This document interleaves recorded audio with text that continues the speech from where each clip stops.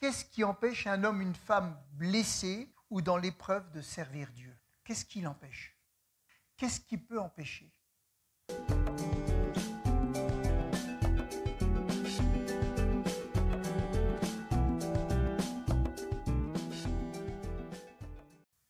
Ok. Aujourd'hui, le sujet du message, c'est servir dans l'épreuve. Servir dans l'épreuve. Parce que là, dans les 2 derniers cultes, on parlait des fois des blessures, des souffrances, des choses qui ne sont pas réglées dans nos vies. Et on peut être complètement bloqué. En se disant, de toute façon, si les choses ne sont pas débloquées dans mon cœur, si les choses ne sont pas réglées dans ma vie, je ne peux pas servir Dieu. Si je suis dans une épreuve, je ne peux pas servir Dieu. Je dois attendre que tout soit clean dans ma vie pour servir. Ou attendre que Dieu ait répondu à telle ou telle chose pour servir. Et donc, en préparant ce message, je me disais, qu'est-ce qui empêche un homme, une femme blessés ou dans l'épreuve de servir Dieu? Qu'est-ce qui l'empêche? C'est une vraie question, ça. Enfin, pour moi. Hein. Qu'est-ce qui peut empêcher? Pensez-vous qu'il faille attendre la guérison pour se mettre au service?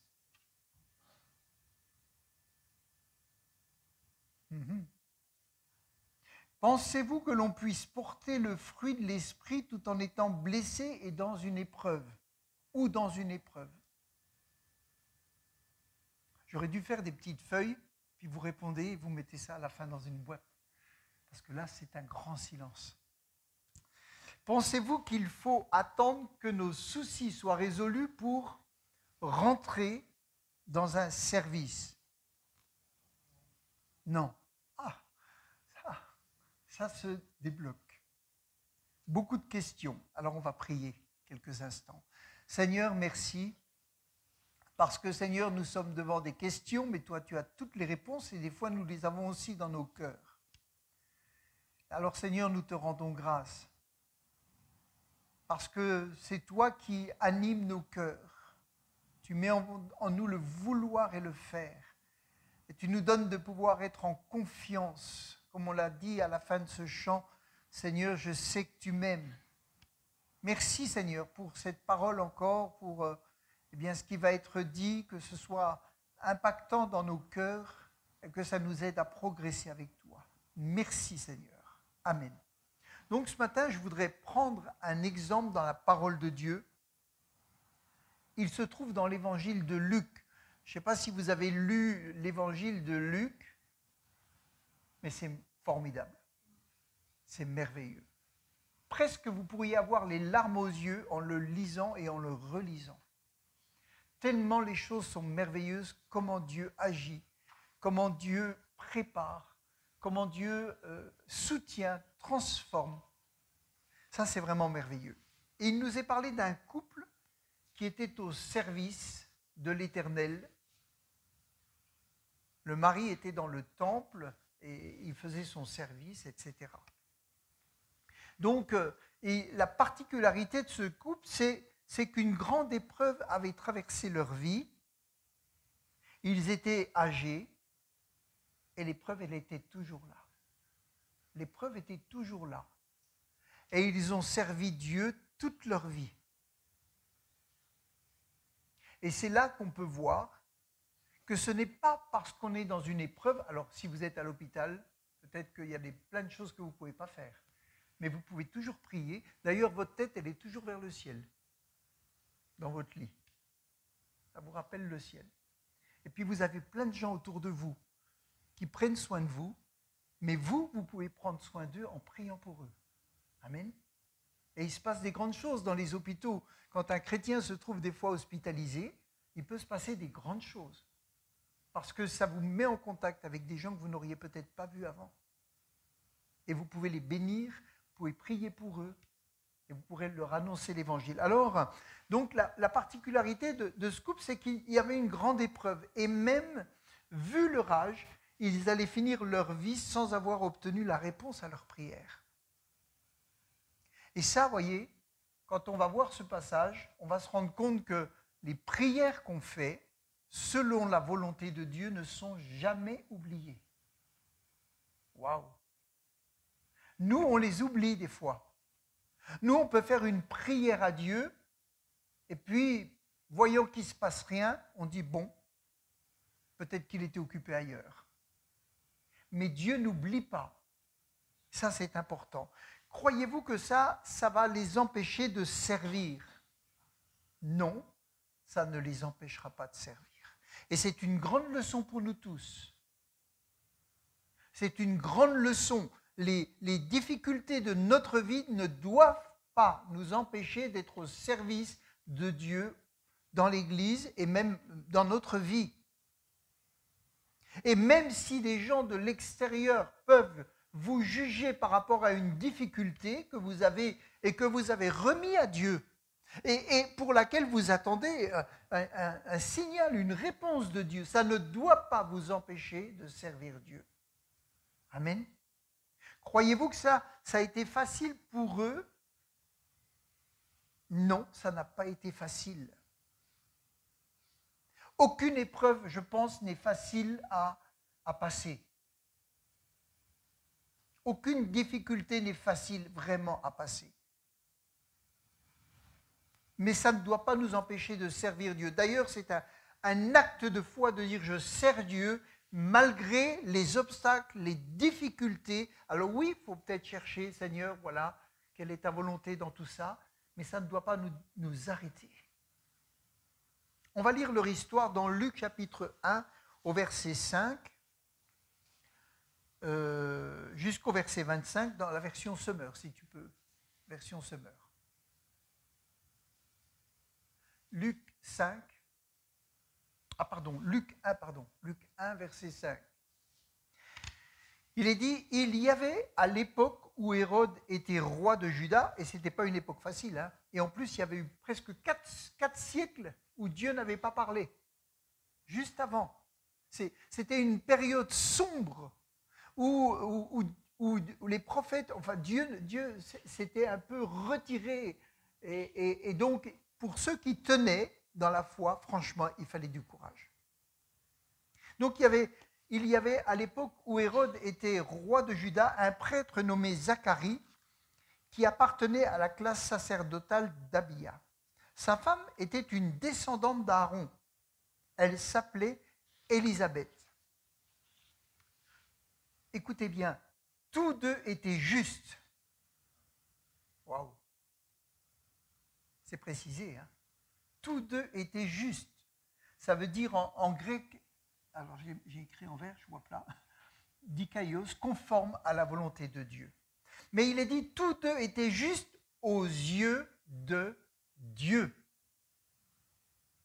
Et observaient tous les commandements et toutes les lois du Seigneur de façon irréprochable. Waouh!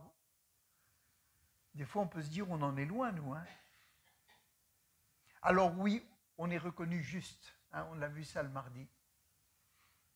Mais on n'observe peut-être pas toujours. Si vous lisez un petit peu dans Luc, dans le passage que disait Damien, si vous lisez un peu comment doit se comporter un chrétien, moi j'ai ravalé un peu ma salive. Hein. J'ai relu ça hier encore, j'ai ravalé ma salive. Hein, parce que quand on voit ce que Jésus dit et comment il dit qu'on doit se comporter, j'ai dit, oh Seigneur, j'ai du travail. Hein. J'ai du travail.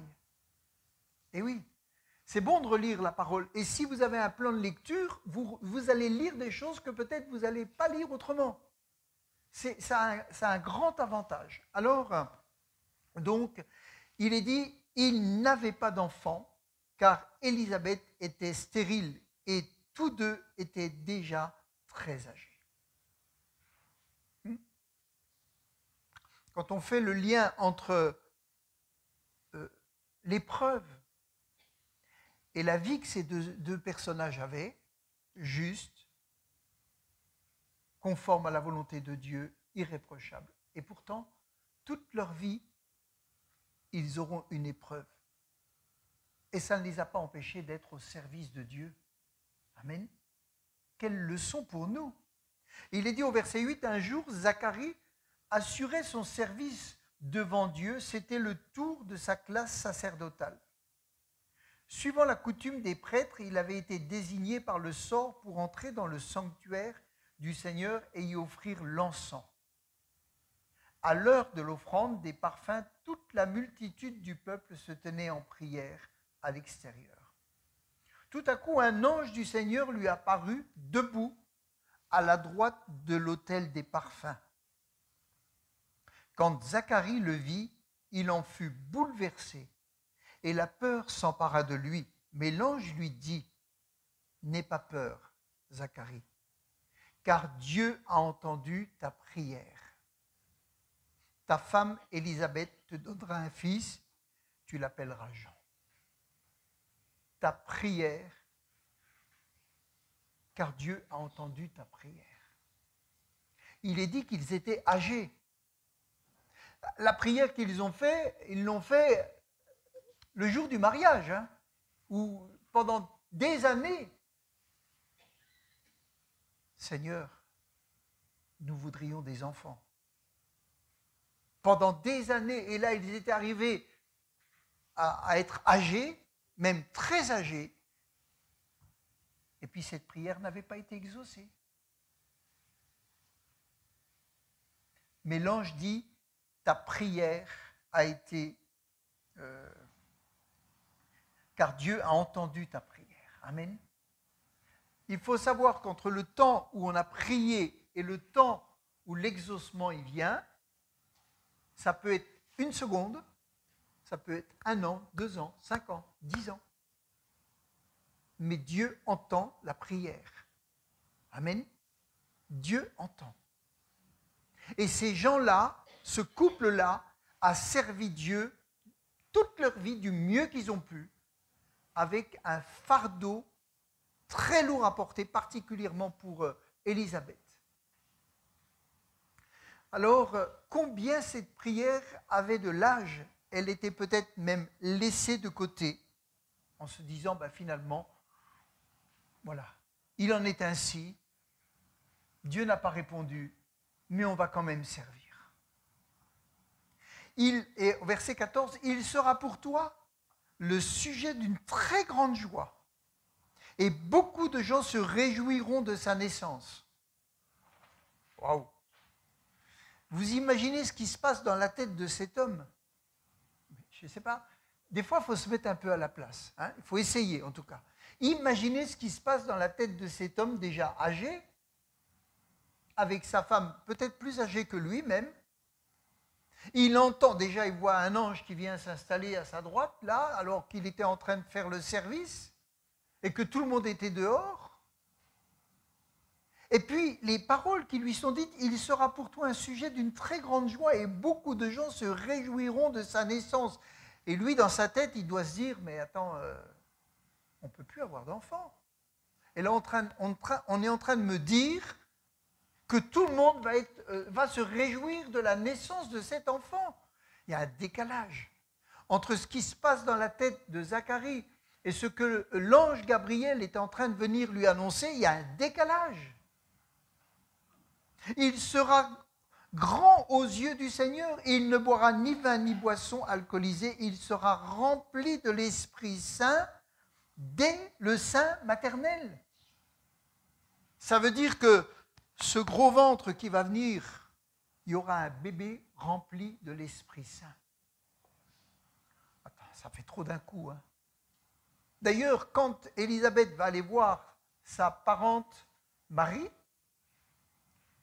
quand les femmes vont parler, l'enfant, il l'entend et il se réjouit. Faites attention si vous êtes enceinte aux paroles que vous donnez, parce que vos enfants peuvent comprendre ou le stress, ou alors la joie, la paix. Amen. Il y a quelque chose qui se passe en tout cas. Alors il est dit, il ramènera beaucoup d'Israélites au Seigneur, leur Dieu. Là, il est en train d'entendre autre chose. Nous allons avoir un enfant qui va être appelé à un ministère particulier. Il accomplira sa mission sous le regard de Dieu, avec l'esprit et la puissance qui résidaient en Élie. ça demande un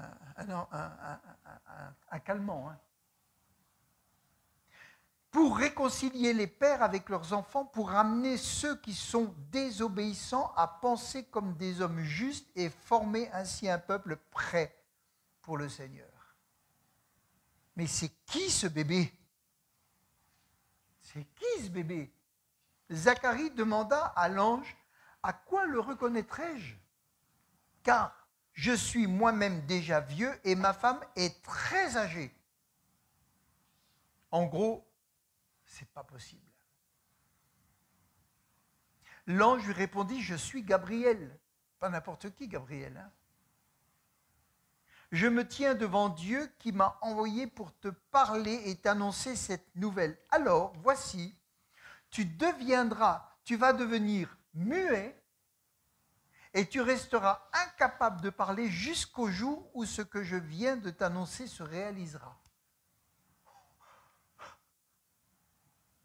Je ne sais pas si vous auriez tenu le coup. Hein.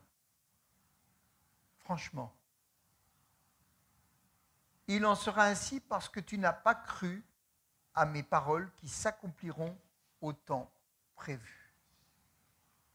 Est-ce que vous êtes prêts à vivre des miracles? Est-ce que vous êtes prêts à recevoir la réponse à une prière que vous avez faite il y a peut-être 1 an, 2 ans, 3 ans, 5 ans, 10 ans? Ils ont fait une prière, mais là, ils ne s'y attendaient tellement pas. Et dans ces conditions-là, qu'ils finissent par ne plus croire. Et des fois, je pense qu'on ne croit même plus à ce qu'on a demandé. Et là, l'ange lui dit, fini, tu ne parleras plus jusqu'au jour de la naissance. Et le jour de la naissance, il va parler parce les gens voulaient qu'il donne un certain nom et lui, hop, il ouvre la bouche, il dit non, non, non, non, non, il va s'appeler Jean. Et là, sa bouche se délie et il dit, il va s'appeler Jean parce qu'il se rappelait de ce qui s'était passé. Quand il a eu la vision, il s'appellera Jean. Pendant ce temps, verset 21, il est dit, la foule attendait Zacharie. Elle s'étonnait de le voir s'attarder dans le sanctuaire. Lorsqu'il sortit enfin, il était incapable de parler aux personnes rassemblées. Ça a dû en poser des questions. Elles comprirent alors qu'il avait eu une vision dans le sanctuaire. Quant à lui, il leur faisait des signes et restait muet. Lorsqu'il eut terminé son temps de service, il retourna chez lui. Je pense que l'ambiance à la maison a changé.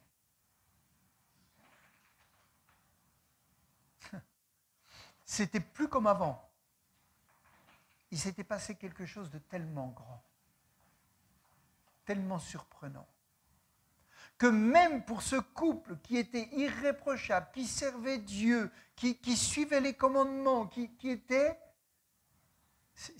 c'est un bouleversement. Vous savez que Dieu peut bouleverser votre vie parce qu'il a un plan, il a des projets pour vous. Voilà. Il est dit, quelque temps après, au verset 24, sa femme Élisabeth devint enceinte.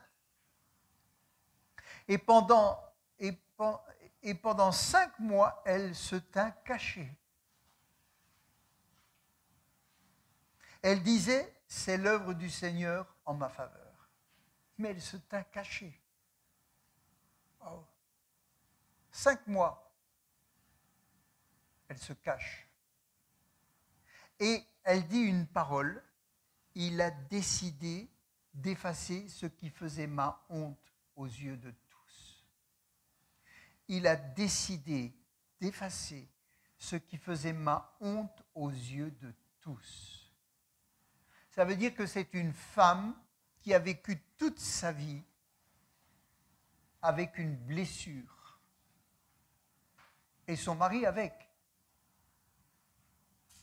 Toute sa vie, elle a porté les commentaires, les regards, les pensées de tous ceux du peuple qui savaient qu'elle ne pouvait pas avoir d'enfant. Et donc là, il y a eu 2 miracles pour le prix d'un. Un enfant qui va venir et le papa qui reste muet. Vous savez, Dieu peut faire des miracles dans tous les sens. Hein. Eh oui, il ne faut pas l'oublier, ça. Il y a eu 2 miracles. Même un 3e, parce que, paf, d'un seul coup, il s'est remis à parler. Donc, nous citons souvent l'exemple d'Abraham et de Sarah, mais là, ce couple aussi âgé vit une épreuve similaire. Et puis on peut dire Abraham, Dieu lui avait dit, je te donnerai une postérité. Ça a pris des années, mais il avait quand même dans la tête que Dieu allait lui donner. Alors que eux, ils ont prié, mais silence radio, jusqu'à un temps avancé de leur âge. C'est pour ça que quand on prie, il faut prier avec foi et dire, Seigneur, je t'ai demandé, je crois que c'est conforme à ta volonté maintenant, je reste dans la foi. Et marcher et servir. Amen. Marcher avec Dieu et servir. En plus, il n'avait pas, donc je disais, reçu la promesse d'avoir un enfant comme Abraham. Voilà une femme qui sait attendre et qui a supporté la douleur de cette épreuve humiliante. Il a décidé d'effacer ce qui faisait ma honte aux yeux de tous. Et tout à l'heure, pendant la louange, je relisais un passage. Voilà. Il est dit, c'est dans Luc chapitre 1, pas besoin de le chercher, je vais vous le lire. C'est quand elle a été voir Marie, et il est dit, c'est l'ange qui dit à Marie, voici ta parente Élisabeth attend aussi un fils. Malgré son grand âge, on disait qu'elle ne pouvait pas avoir d'enfant et elle en est à son 6e mois, car rien n'est impossible à Dieu. Amen. On disait qu'elle ne pouvait pas avoir d'enfant. Donc, il y avait des paroles, il y avait des choses qui étaient dites, peut-être en sourdine, peut-être comme ça. Ah ben, t'as vu, ça fait encore 5 ans, et puis rien, etc., etc. Donc, une femme blessée, une femme dans l'épreuve, mais qui reste irréprochable. Amen. Et qui sert avec persévérance. Est-ce que c'est possible? Oui, c'est possible. Et des fois, quand on croit que quelque chose n'est pas possible et qu'on lit la Bible, on se dit, ben, finalement, avec l'aide de Dieu, c'est possible. Parce qu'elle y est arrivée. Seigneur, tu me donnes la force d'y arriver. Amen. Quel encouragement. Il est dit, tous deux étaient justes aux yeux de Dieu. Alors je me suis arrêté un peu sur ce passage, aux yeux de Dieu. Pourquoi il est dit aux yeux de Dieu? Alors je me suis posé la question, pourquoi est-il précisé juste aux yeux de Dieu? Malgré leur fidélité exemplaire à Dieu, le prêtre Zacharie et sa femme donc restent sans enfant. À l'époque, la stérilité était perçue comme une sanction de Dieu et une humiliation pour la femme. Quand on regarde le contexte, c'était ça. Une sanction de Dieu et une humiliation pour la femme. Donc elle avait sur elle la pensée biblique de la sanction. Et puis, elle avait aussi l'humiliation. Et c'est pour ça qu'il est dit qu'aux yeux de Dieu, ils étaient justes. Parce que Dieu connaissait leur cœur et Dieu avait un projet particulier pour ce couple. Et là, en fait, il n'y avait aucune sanction sur eux. Mais c'était une épreuve qu'ils devaient passer et puis être prêts à amener un enfant qui allait être un serviteur de Dieu. Donc, il faut comprendre que même si la Bible, des fois, peut dire, voilà, ça c'est une sanction, comme là, il peut aussi mettre à part quelqu'un pour un projet particulier. Les gens vont penser que c'est une sanction, mais Dieu sait qu'il n'y a aucune sanction sur ce couple. Amen. Et c'est pour ça qu'il faut savoir ce que Dieu pense de nous. C'est pour ça qu'il faut avoir cette assurance.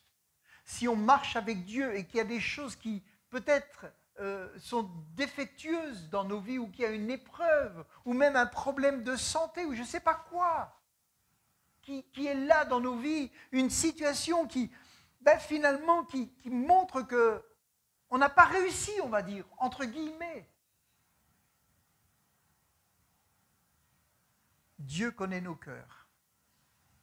Il connaît notre droiture, il connaît notre service et il sait ce qu'il va faire. Amen. Ça, c'est important. Il faut savoir ce que Dieu pense de nous avant de s'occuper de ce que les autres peuvent penser. Ça ne veut pas dire qu'on doit se moquer de ce que les gens pensent. Non, je ne dis pas ça. Mais je dis, la priorité, c'est d'avoir dans notre cœur la sécurité de savoir ce que Dieu pense de nous. Parce qu'après, on va se dire finalement, si Dieu pense des bonnes choses de moi, même s'il y a des gens qui en pensent des mauvaises, je vais le supporter. Et je vais même, si vous lirez, je vais les bénir. Et je vais prier pour que la bénédiction soit sur eux. C'est important ça. Donc, dans Genèse 20, verset 18, ne le cherche pas, je vais vous le lire, « Car l'Éternel avait frappé de stérilité toute la maison d'Abimelech à cause de Sarah, femme d'Abraham. » Donc la stérilité pouvait être quelque chose que Dieu utilisait pour frapper une nation. Hein? Et puis, dans Exode 23, verset 26, « Il n'y aura dans ton pays ni femme qui avorte, ni femme stérile, je remplirai le nombre de tes jours. Il n'y aura dans ton pays ni femme stérile, ni femme qui avorte. » Elle était stérile, là. Donc il y a un défaut là, par rapport à la parole de Dieu ou à la promesse. Et dans Deutéronome, chapitre 7, verset 14, Deutéronome 7, 14, il est rappelé « Tu seras béni plus que tous les peuples, et il n'y aura chez toi ni homme, ni femme stérile, ni bête stérile parmi les troupeaux. » Donc la stérilité dans le peuple juif était considérée comme si Dieu avait frappé, ou voilà, il y a quelque chose qui ne va pas. Ça veut dire que dans la communauté, la tendance pouvait être au jugement, et que cette femme, aux yeux de la communauté, était sous sanction divine. Mais c'est pour ça qu'il est dit, ils étaient droits aux yeux de Dieu. Amen. Et ça, c'était important. C'est important pour eux. Et puis les gens vont voir, après des années, que finalement, cette stérilité n'était peut-être qu'un moyen pour amener cette femme et ce couple peut-être à grandir dans cette épreuve et à être prêt à recevoir un enfant qui allait avoir un appel particulier. Amen. Cela peut, moi je pense que ça peut expliquer la précision juste aux yeux de Dieu. Autre chose, et puis il est dit que cette femme, dès qu'elle fut enceinte, s'est cachée pendant 5 mois. Pourquoi est-ce qu'elle s'est cachée ?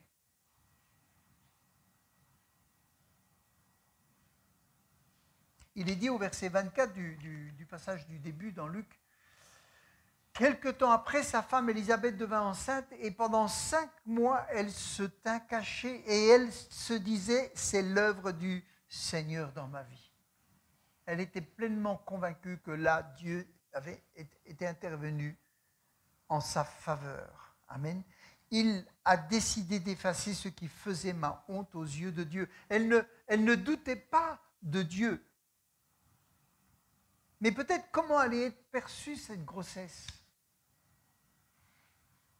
Parce que vous savez, on est tordu des fois dans nos vies. Hein? On s'est dit, Dieu n'a pas répondu comme ça, eh bien on va chercher une autre solution. On va avoir ce qu'on veut sans avoir la faveur de Dieu. Hein? On est un peu comme ça des fois. Et elle pouvait peut-être, alors ça c'est moi qui le dis, hein, elle pouvait peut-être se dire, comment ça va être perçu ? Qu'est-ce qui va se passer là ? Est-ce que je peux sortir? Et puis peut-être qu'elle s'est remise devant Dieu et peut-être ça a été un tel choc aussi. Un tel choc. Elle n'a pas couru dans les rues, hein. Il est dit que pendant 5 mois, elle reste à cacher. Alors si vous avez une réponse à ça, bon. On comprend combien la blessure, la honte que porta cette femme pouvait être grande, mais elle n'a pas eu d'amertume.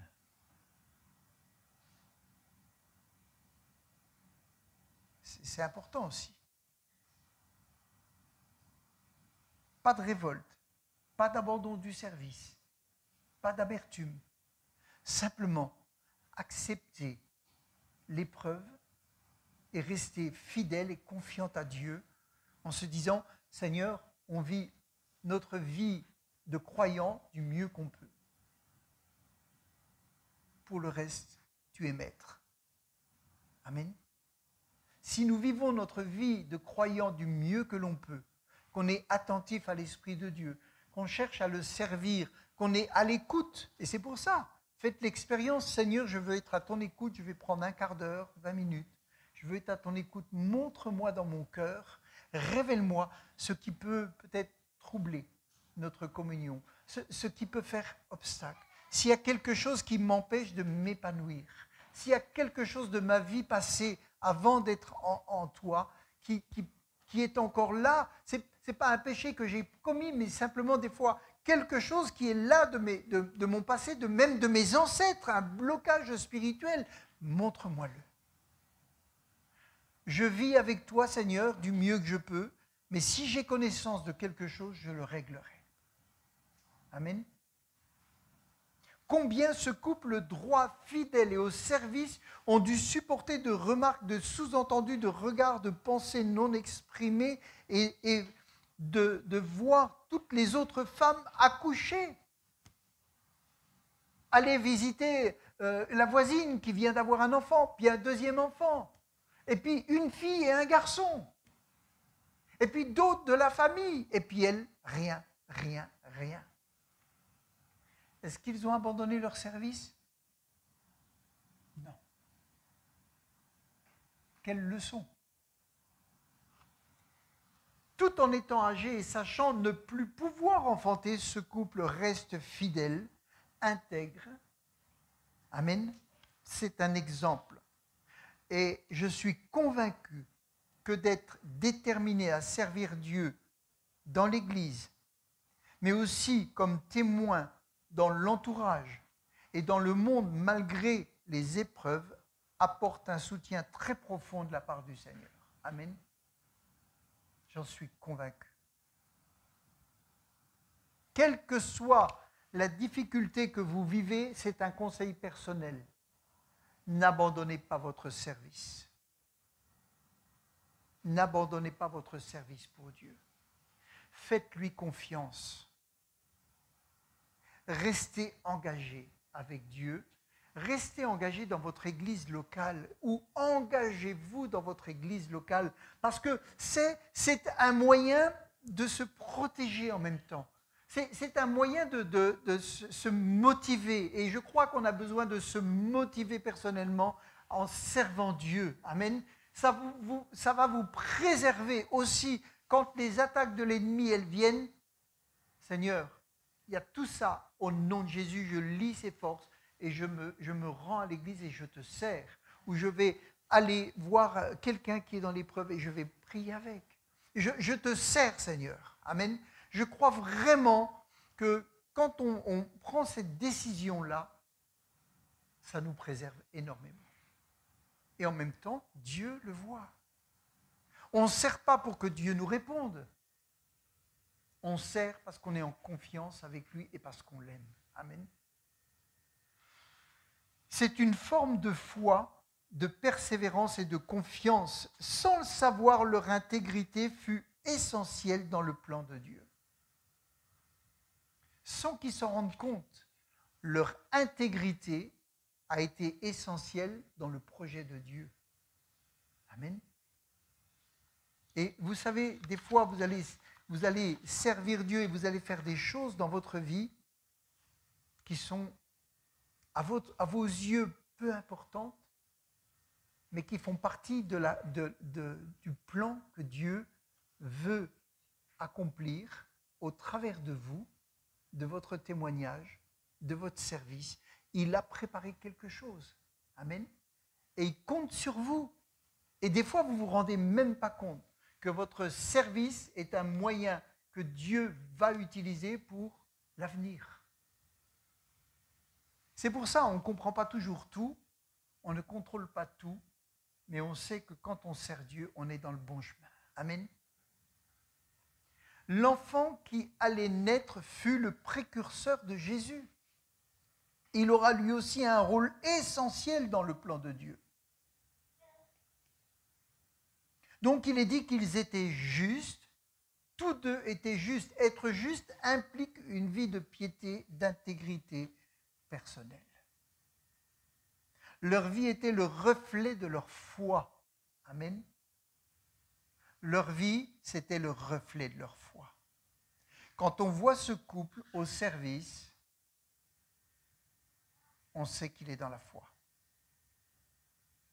Devant toutes les situations qu'ils ont pu vivre dans la vie quotidienne, ils essayaient toujours de réagir en fonction de la pensée de Dieu, de la parole de Dieu, des commandements de Dieu. Je pense que dans le cœur de ce couple, les 10 commandements étaient gravés dans leur cœur. Pas seulement dans un rouleau de la loi, mais dans leur cœur. Vous savez, ils n'avaient pas une Bible pour aller consulter tous les jours. Mais ils allaient à la synagogue. Et toutes les semaines, ils entendaient des paroles. Il y avait le rouleau de la loi, il y avait des paroles qui étaient données. Et je pense que ce couple avait dans leur cœur gravé les 10 commandements. Amen. Et ils essayaient du mieux que possible de les respecter. Dans toutes les situations, c'était leur but d'être à la gloire de Dieu. Ils avaient une relation vivante avec Dieu et pas seulement des observateurs de la loi. Vous savez, quand Jésus est venu, il s'est retrouvé avec des observateurs de la loi. Des gens qui scrutaient tout ce qui était dit et qui scrutaient Jésus, voir s'il allait accomplir exactement ce qui était dit ou s'il allait dépasser d'une virgule pour pouvoir l'accuser. C'est des gens qui ont une connaissance, mais pas des gens qui suivent. Ce n'est pas des gens que Dieu peut accréditer, ça. D'ailleurs, c'est eux qui vont chercher à tuer Jésus. Dès le début de son ministère, ils vont l'emmener au-dessus d'une montagne pour le précipiter dans le vide. Simplement parce qu'il guérissait des malades le jour du sabbat. Donc c'était des observateurs de la loi, mais pas des hommes qui obéissaient à la loi. C'est pour ça que Jésus va leur dire que celui qui n'a jamais péché jette la première pierre. Ils sont tous partis. Mais ce couple-là, ils observaient la parole. Amen. Irréprochable, en grec c'est amomos, qui veut dire sans défaut. Donc, rien n'est impossible à Dieu. Amen. Rien n'est impossible à Dieu. Et la prière peut-être que vous avez faite il y a quelques mois, quelques semaines ou quelques années, sachez que si c'est une prière qui est dans la volonté de Dieu, Dieu ne l'a pas oubliée. Restez dans votre cœur dans l'espérance que Dieu est juste et qu'il sait ce qu'il fait. Amen. Les promesses de Dieu se réalisent quelquefois dans des circonstances improbables. Avec Dieu, les situations désespérées ont une issue.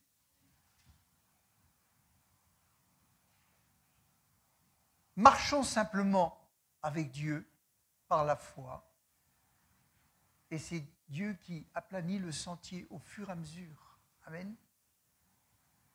Et marchons au rythme de Dieu. Apprenons à marcher au rythme du Seigneur. Ce qui est important, c'est de garder son cœur et de chercher à le servir de façon intègre. Il faut apprendre à avoir une foi active et engagée. Le Proverbe 10, verset 9, dans la version Semeur. Proverbe 10, verset 9, dans la version Semeur. il est dit, celui qui vit dans l'intégrité marche en sécurité. Amen. Celui qui vit dans l'intégrité marche en sécurité. Celui qui suit des voies tortueuses sera vite démasqué. Eh oui. Dans le psaume 118, verset 8, dans la version seconde, psaume 118, verset 8, c'est des versets qu'on connaît. « Mieux vaut chercher un refuge en l'Éternel que de se confier à l'homme. » Mieux vaut chercher un refuge en l'Éternel que de se confier au grand. Alors, ce n'est pas en contradiction avec ce qu'on disait les 2 semaines d'avant, que quand on a vraiment un besoin, il faut prier les uns pour les autres. On peut confier une difficulté à son frère, à sa sœur. On peut, et c'est bon, et de s'entraider, et même de chercher des gens qui ont des capacités pour nous aider. Ça, oui, mais c'est le fait de placer sa confiance dans l'homme plutôt qu'en Dieu. Mais vous pouvez placer votre confiance en Dieu et vous faire aider. D'ailleurs, c'est un moyen, et ça montre bien que des fois, quand on se fait aider par des gens compétents, on a confiance en Dieu et on dit, Seigneur, voilà, je vais... Il y a une église, on a une communauté où on a des gens, même qui ne sont pas de l'église, mais qui ont vraiment des capacités, un ministère qui va nous aider, et il faut le faire. Ce n'est pas un défaut ni un péché, c'est le peuple de Dieu. Amen.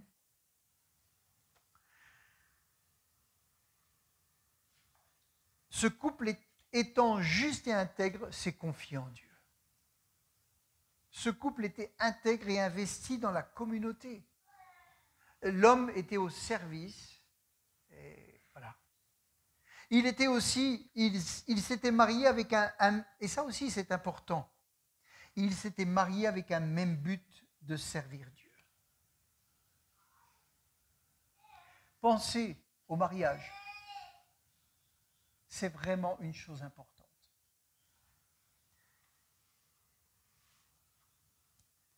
Parce que le jour où il y a l'épreuve,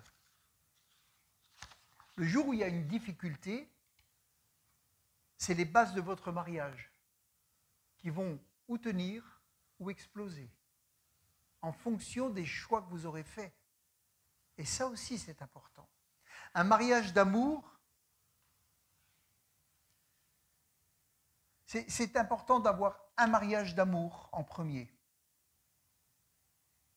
mais un mariage d'engagement au service de Dieu. Amen. Si servir sans s'aimer et sans s'être choisi mutuellement, c'est une grande chance d'échec. Donc, il ne faut pas dire simplement « je vais me marier avec quelqu'un pour servir ». Non, il faut l'aimer. Et il faut qu'il y ait eu quelque chose qui se soit passé pour que ce soit fondé sur l'amour. OK ? Mais si c'est fondé sur l'amour sans le projet de servir, à un moment donné, ça va être compliqué. Parce que quand Dieu va demander de s'engager dans le service, il y en a un qui va dire « Eh oh, moi je me suis marié pour toi. Hein. » Et l'autre il dit « Non, mais moi je me suis marié aussi pour servir Dieu. » Attends, il y a un problème là. Hein. OK ? On va discuter. Alors il y en a un qui va céder. Et c'est souvent du mauvais côté que ça se passe. Parce que celui qui n'avait pas eu projet d'être au service, c'est pas dit qu'il l'aura après. Hein. Ça peut arriver. C'est pour ça que le mariage, c'est vraiment quelque chose qu'il faut faire sérieusement. D'abord l'amour et deuxièmement le but du service. Amen. Voilà. Il faut un profond équilibre entre amour et service. Lui, il est prêtre et elle est de la lignée d'Aaron. Ça veut dire que les deux, il y avait quelque chose déjà sur eux.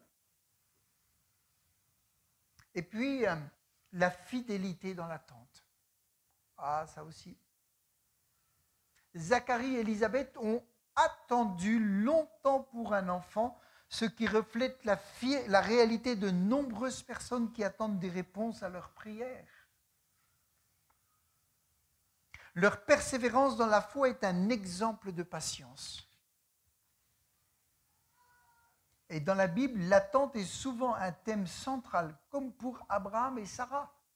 Et ce n'était pas la même situation. Hein. Ils ont attendu la réalisation de la promesse.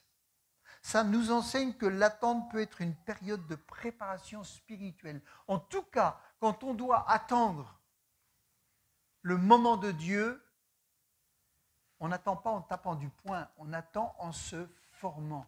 On attend en ayant une relation plus profonde avec Dieu. On attend en formant sa vie spirituelle. On attend en se formant dans la prière. On attend en se formant les uns avec les autres. Et on attend simplement avec joie dans la fidélité. Amen. Si on veut provoquer les choses, on se fait beaucoup de mal. Attendre dans la fidélité. David attendra des années que la royauté lui revienne à cause d'une forte opposition. Pourtant, il avait été oint, mais il attendra plusieurs années avant qu'il se retrouve vraiment à sa place. Et il attendra avec persévérance, avec sagesse, sans commettre de faute. Waouh! Et puis, une autre chose, comment attendre? Prier sans cesse. La Bible, elle dit. Soyez toujours joyeux. Excusez-moi, hein, ce n'est pas toujours vrai. Hein. En tout cas, voilà. Soyez toujours joyeux. On ne l'est pas toujours. Hein. Mais soyez toujours joyeux. Priez sans cesse. C'est 1 Thessaloniciens 5, verset 17, dans la version seconde. Soyez toujours joyeux. Priez sans cesse. Rendez grâce en toutes choses, car c'est à votre égard la volonté de Dieu en Jésus-Christ. Dans Romains 8, verset 25, il est dit « Mais si nous espérons ce que nous ne voyons pas, nous l'attendons avec persévérance. »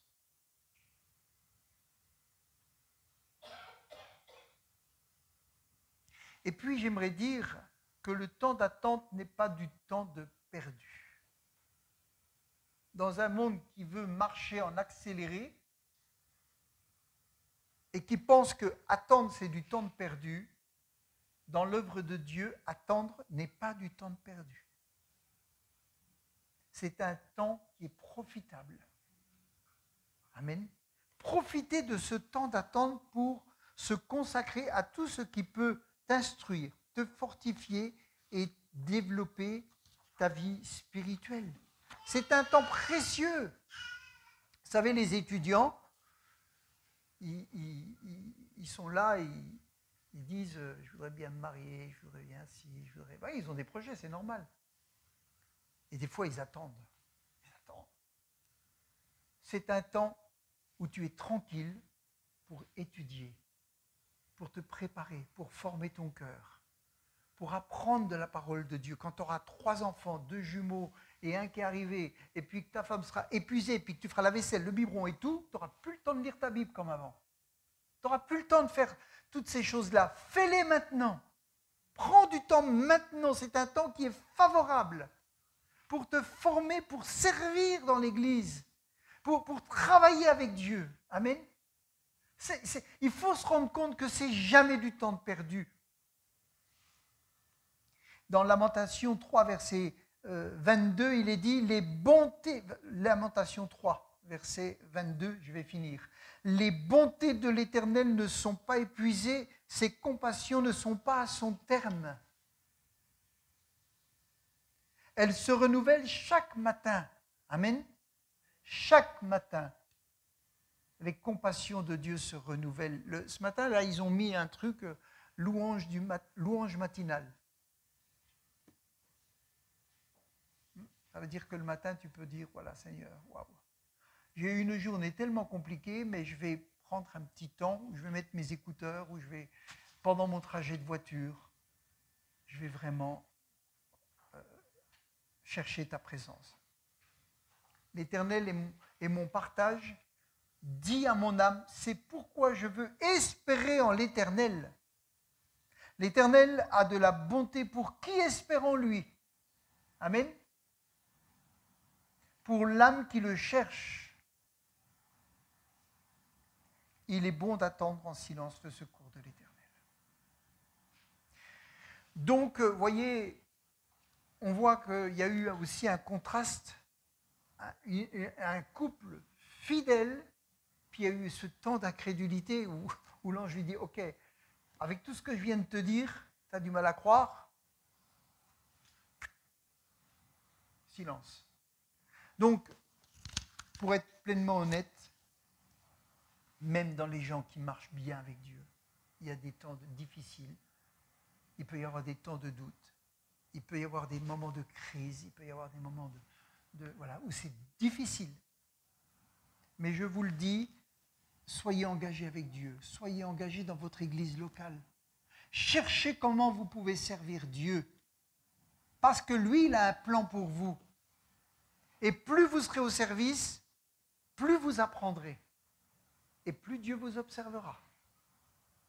Amen. C'est difficile de confier à quelqu'un quelque chose s'il ne fait rien, parce que vous ne pouvez pas le voir. Et Dieu a toujours confié des choses à des gens qui étaient au service. Élisée, je ne sais plus, ah oui, c'est Élisée. Il était en train de pousser la charrue quand Élie est venu le voir et lui dit « Hé, Dieu t'appelle à autre chose. » Et il a tout laissé là. Il a fait un sacrifice, il a prévenu sa famille et il est parti. Amen. Pensez-y à tout cela, parce que c'est important. C'est important. Voilà. Rien ne doit nous empêcher de servir Dieu.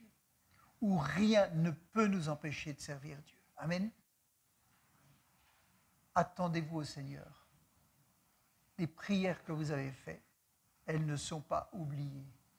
Dieu est un Dieu de miracles et rien n'est impossible à Dieu. Et tout est possible à celui qui croit. Amen. Tout ça, ça doit nous ramener à l'espérance, à la foi et à dire Seigneur, écoute, pardon, j'ai tellement douté de toi. J'ai tellement ruminé ou j'en ai tellement voulu à celui-là ou à celle-là parce que il remue dans la plaie ma souffrance. Soyons confiants que le Seigneur sait faire les choses parfaitement. Amen.